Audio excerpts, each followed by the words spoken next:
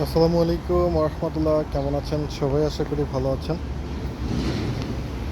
আসলে network marketing সম্পর্কে যদি কিছু বলতে যাই,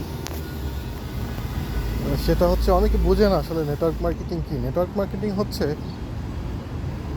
এমন একটা সিস্টেম, যেমন আপনি একা যদি কাজ করেন, আপনি একা 1 ঘন্টায় কাজ করলে আপনার 1 ঘন্টা সময় কাজের হিসাব হবে, তাই না? আপনি ব্যক্তিটা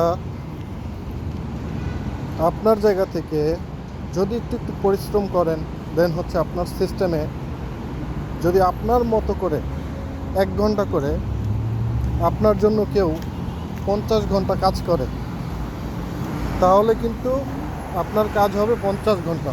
আপনি 1 ঘন্টায় 50 ঘন্টার কাজ করলেন, ঠিক না? এইটাই কিন্তু হচ্ছে নেটওয়ার্ক মার্কেটিং। নেটওয়ার্ক মার্কেটিংয়ের পাওয়ার।